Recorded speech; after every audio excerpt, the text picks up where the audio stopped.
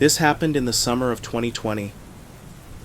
I, a 20-year-old female at the time, had gone on a trip to Moab, Utah with my roommate and best friend since high school, Kendall.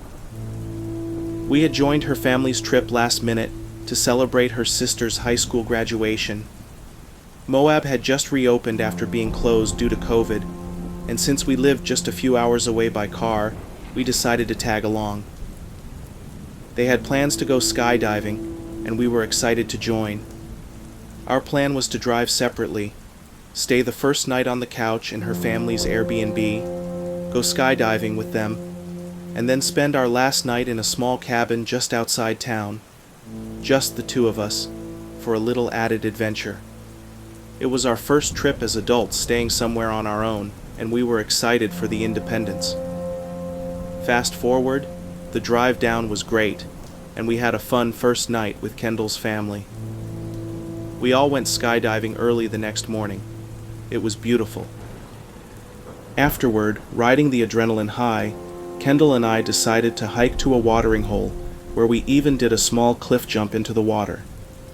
By the end of the day, we were completely exhausted from the physical activity and the crash of adrenaline. We had checked into our campground about 10 miles outside of town. The check-in was at a small general store at the front of the property, run by some older cashiers who were not the friendliest. But we didn't think much of it.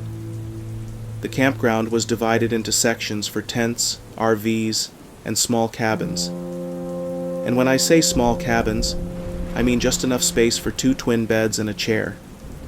We stayed in one of those. Moab had only just reopened, so besides us, we saw only one other family of 3 staying in the entire campground. Also, we noticed we had no cell phone service. Remember that. By nightfall, we were so sore we could barely move. We sat in camp chairs under the stars, sipping on a few Mike's hard lemonades. At some point, I realized we had probably had a little too much to drink for being in an unfamiliar place, but I shrugged it off. Eventually, we decided to head to the communal bathrooms to wash our faces before bed, so we grabbed our lantern and set off. One more thing. Kendall had sprained her ankle about a month before and was wearing a boot on her right leg. Yes, she went skydiving and hiking with that. We were young and eager to finally get out after lockdown. Because of the boot, she couldn't drive safely, so I had been doing all the driving. We made our way to the bathroom, laughing and stumbling in the pitch dark with our lantern. The building had 4 private bathroom stalls. Each had a shower directly across from the door, with a toilet and sink on the side wall. We swung open the door, eager to get out of the dark, and flipped on the light. I stepped in first and immediately froze. Kendall stopped right behind me in the doorway. Something felt off. It was like walking into a wall of dread. We stood silently, staring at the shower, which had its curtain half drawn. In the middle of the shower was a small plastic stool, its front 2 legs visible from under the curtain. I let my eyes adjust to the light, and that's when I saw it. Behind the thin curtain, I could just make out the faint silhouette of someone standing on the stool. We were frozen, confused, and terrified. Was someone really hiding in there like some horror movie? Then Kendall broke the silence. "What's that?" I turned to my right. There, propped against the mirror above the sink, was an iPhone. The screen was facing us. The camera was recording. That snapped me out of my daze. I shouted, "Nope!" and we bolted out of there and ran back to our cabin. We locked the door and tried to make sense of what we'd just seen. We had no cell service, and I wasn't confident driving in the dark through rocky, unfamiliar terrain, especially after drinking. We were alone, exhausted, and overwhelmed. We turned off the lights because I couldn't shake the feeling someone might be watching through the small window on the cabin door. I know it sounds dumb, but at the time we were so confused and exhausted that we just decided to go to sleep and leave first thing in the morning. We pushed our beds together and lay in silence. About 10 minutes later, Kendall said, "You know what's weird?" I braced myself. She told me that earlier, when she had gone to shower, she looked up and saw a blinking blue light in the vent above the shower. I didn't say anything. We left first thing in the morning and never spoke about it again. I know we didn't handle it well. Please don't come for me in the comments. We were young and scared and had no idea how to process what we just experienced. If it happened now, there's no doubt we'd report it. But I still don't really know what happened. All I know is we never stayed there again. Sorry this got so long. Kinda relived the whole thing writing it out.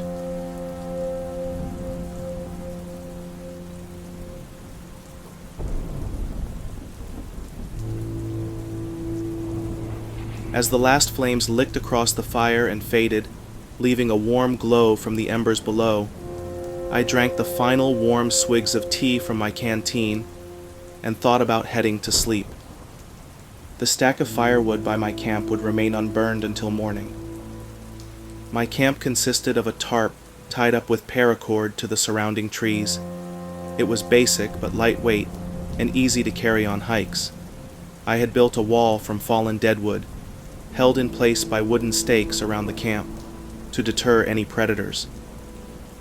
I fumbled for the zip on my sleeping bag in the low light and eventually found it. I took off my boots and prepared to get in, very tired from the day of walking and woodcutting to make my camp. As I climbed in and closed my eyes, I heard a sudden noise from the treetops.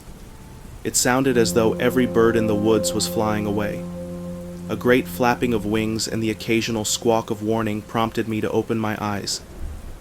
The embers from the fire were dull now, meaning I couldn't see any of my surroundings.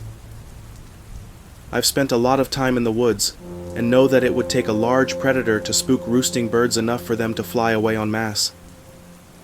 I lay still and tried to listen, but I could hear nothing but the fading flaps of wings. The birds weren't nesting again. They were leaving the area. I heard the last of those noises, and then nothing. The woods were silent, eerily silent. I don't know if you've ever spent a night in the woods, but the first few times can be quite scary due to the various unexplained noises. Nocturnal animals prowling about, owls, rodents, they all contribute to the nighttime ambiance. Over time, those sounds become comforting. But now, there was nothing. No noise whatsoever. I sat up, still unable to see anything. I quietly reached over for a log to place on the embers. They were still hot enough, and the log dry enough, that it would catch.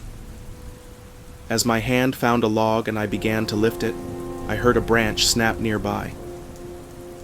I had made my camp in a clearing to avoid the risk of falling branches, but all around me was dense, unkempt forest. The only path was the route I had cut out to reach the clearing. The noise came from that path. I sat frozen, log in hand, straining to listen. There came another crack of a branch. This wasn't the sound of twigs snapping, but a sharp, heavy crack, like a branch being stepped on. It had to be a large animal to make that kind of noise. I strained to see into the darkness, but the embers, while low, still inhibited my night vision. Then the smell hit me, an overpowering stench of decay. I gagged slightly, trying to remain silent, not wanting to attract any attention to my camp. Then I heard shuffling. Whatever this creature was, it was taking the path I had cut. I could hear it brushing against the leaves overhanging the trail, rustling the low-lying branches. Whatever it was, the creature was big, at least 7 feet tall, judging by the height of even the lowest trees. I noticed my breathing growing heavier and tried to force myself to take controlled, quiet breaths. The smell of death in each breath was so thick I could taste it. That's when I saw the shadow, the unmistakable shape of a deer. I breathed a sigh of relief. feeling silly to have been so frightened by such a common woodland creature I'd encountered so many times before. It stopped moving and the silence returned, so silent it was almost deafening. It was then I noticed I could only make out 2 legs, hind legs, but the shadow continued upward. This deer was standing on its hind legs, its back stretched straight, its front legs and paws hanging at its sides. This was no deer. My mind suddenly went into overdrive. I consulted the mental image I had made of the area before the light died. It was surrounded by dense woodland, impossible to run through at night without seriously injuring myself. The only way out was the path, the one the creature stood on, unmoving. I hadn't been hunting on this trip and hadn't brought a gun. I was only camping for 2 days and had enough food and water with me. I had a large knife, but that thought didn't bring much comfort. I decided I would try to scare it away with fire. I dropped the log I was holding into the pit of embers, pushing it into the hotter coals beneath the cooler layer on top. I quickly placed several more logs around it, and then hurriedly felt around the pitch-black floor for sticks. I found a few twigs and threw them on. One of the sticks caught, and a tiny flame shot up from the fire. While small, it illuminated the clearing enough for me to see the creature standing at my end of the path. I couldn't make out details, but I could see its shape, its antlered head, sniffing the air in my direction. The other twigs caught, and then I saw it. It had the body of a deer, but its flesh hung from its bones. It looked as though it had been decomposing for a while, and yet, here it was, trying to catch my scent. Its torso was upright, its broken ribs exposed through the rotting flesh of its chest. The head was the most disturbing. Much of its skull was visible, but its antlers remained intact. Its head hung to the left as if its neck were broken. Its eyes, or the empty sockets where its eyes had once been, reflected a bright red in the firelight. It looked like something was inside it, wearing it like a costume. It opened its jaw and, head still tilted, let out a scream. The noise was nothing like a deer, nothing like anything I'd heard before. I felt it all the way through me. A long, undulating sound, high-pitched and shrill. My skin felt like ice. I remember screaming "run" in my mind, all care for the dangerous terrain forgotten, but I couldn't move. I was frozen, sitting in my camp, staring at the monstrosity before me. It took a step toward me. 2 of the logs caught fire, flames leaping up. The creature stopped and swung its head toward the fire, then back at me. I thought I had a chance. The fire seemed to have scared it. I was wrong. It launched itself at me with amazing speed, probably only 20 feet away now. I finally found my ability to move. I jumped up and sprinted in the opposite direction. I reached the tree line and without looking back, plunged into it, holding my arms up in front of my face to shield my eyes from the branches and underbrush. I didn't make it far. I ran into a large branch and fell. I wanted to look back, but I couldn't bring myself to. Instead, I scrambled under the branch and started running again. I hit 3 more branches in the darkness. The last one struck me in the chest and knocked the wind out of me. I lay on the ground, trying to catch my breath, thankful that I could no longer taste the awful stench of rotting deer flesh. I breathed quietly, listening. The woods remained silent, but I could hear periodic crashes, something large, presumably the creature, searching in the darkness. The sounds were moving in the wrong direction and growing fainter. I lay in that spot for what felt like an eternity, but was probably 2 or 3 hours, judging by the light. Finally, I heard a small forest critter scurrying through the underbrush. Then then another. Then an owl hooted. It was clear. The predator had left the area. I didn't go back to my gear. I stood up and headed straight for the nearest edge of the woods. I picked up a large branch as a weapon and slowly made my way through the forest.